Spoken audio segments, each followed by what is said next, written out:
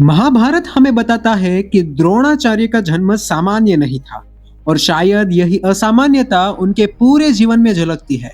क्योंकि जब किसी मनुष्य की उत्पत्ति ही प्रकृति के सामान्य नियम से बाहर हो तो उसका सोचने का तरीका भी सामान्य कैसे हो सकता है। जब हम गुरु द्रोणाचार्य का नाम लेते हैं तो हमारे मन में तुरंत एक कठोर चेहरा उभरता है। एक ऐसा आचार्य जो भावनाओं से नहीं नियमों से चलता था, जिसने अर्जुन को श्रेष्ठ बनाया लेकिन एकलव्य का अंगूठा भी ले लिया, जिसने अपने पुत्र अश्वत्थामा को भी युद्ध के नियमों से ऊपर नहीं रखा। सवाल यह है कि ऐसा व्यक्तित्व बनता कैसे है? क्या केवल शिक्षा से या फिर उसका बीज जन्म के समय ही बो दिया जाता है? इस कहानी की जड़ें बहुत ही गहरी है। अगर आप इस चैनल पे नए हैं तो चैनल को सब्सक्राइब कर लीजिए, वीडियो को लाइक कर दीजिए और वीडियो को शेयर करना तो बनता है। तो चलिए इस कहानी को आगे बढ़ाते हैं। द्रोणाचार्य के पिता महर्षि भारद्वाज केवल एक तपस्वी नहीं थे, वे उस काल के उन चुनिंदा लोगों में से थे जो शरीर को केवल मांस और हड्डियों का ढांचा नहीं मानते थे, बल्कि एक प्रणाली मानते थे।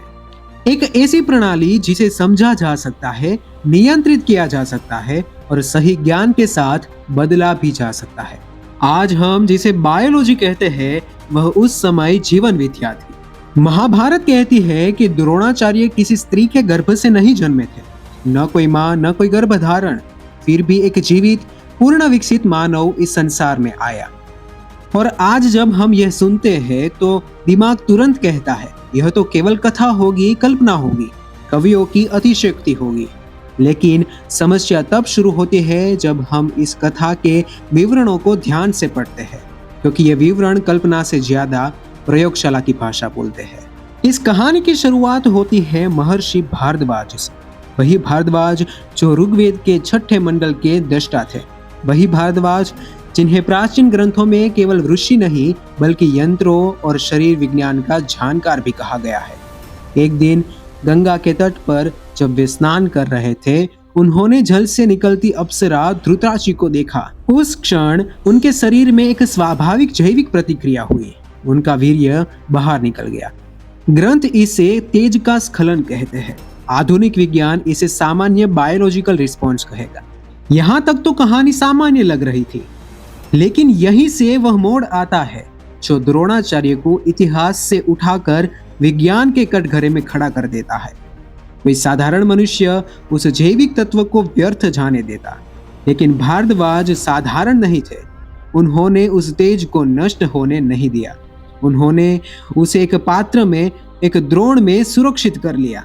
यह पात्र कोई साधारण घड़ा था या कोई विशेष रूप में तैयार किया गया जैविक कंटेनर, लेकिन यह जरूर लिखा है कि उसे विशेष जड़ी बूटियों और घी से संरक्षित किया गया था।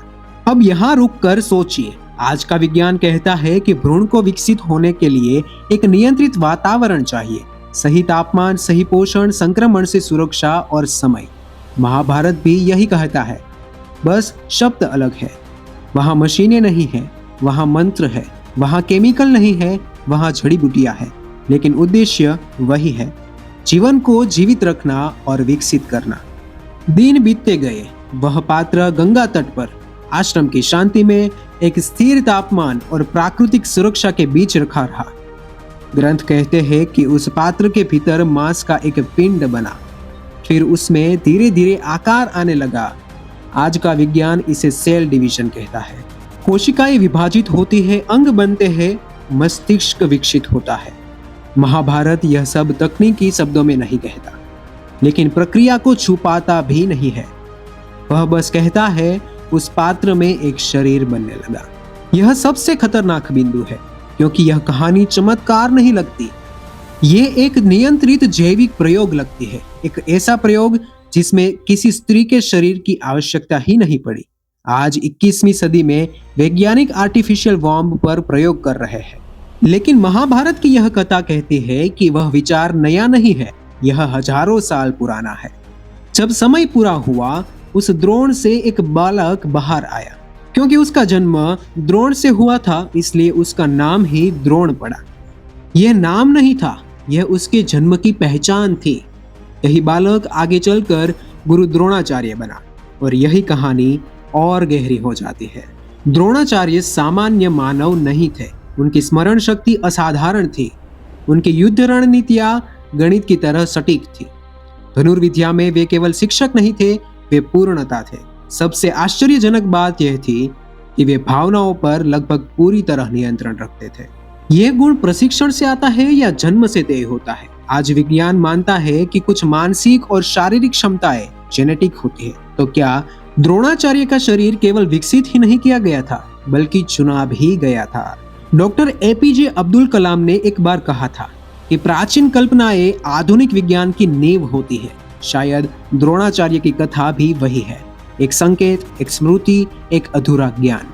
और शायद आने वाले समय में भी जब हम आर्टिफिशियल वॉर्म को सामान्य मान लेंगे, तब हमें याद आएगा कि हजारों साल पहले गंगा के तट पर एक ऋषि ने मिट्टी के पात्र में जीवन रच दिया था और उस समय जीवन ने इतिहास बदल दिया था।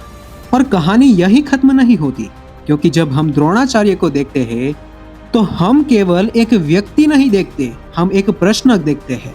एक ऐसा प्रश्न जो आज भी हमारे सामने खड़ा है। अगर 5000 साल पहले जीवन को द्रोण में पनपाया जा सकता था, तो हमने बीच में क्या खो दिया? और क्या हम सच में आगे बढ़ रहे हैं या बस वापस उसी ज्ञान तक पहुंचने की कोशिश कर रहे हैं जिसे हम कभी छोड़ आए थे? अगर आपको ये वीडियो अच्छा लगा हो तो लाइक कीजिए, चैनल को सब्सक्राइब कीजिए और ज्यादा से ज्यादा लोगों तक इस वीडियो को पहुंचाइए ताकि लोगों को भी पता चले। चलो, धन्यवाद।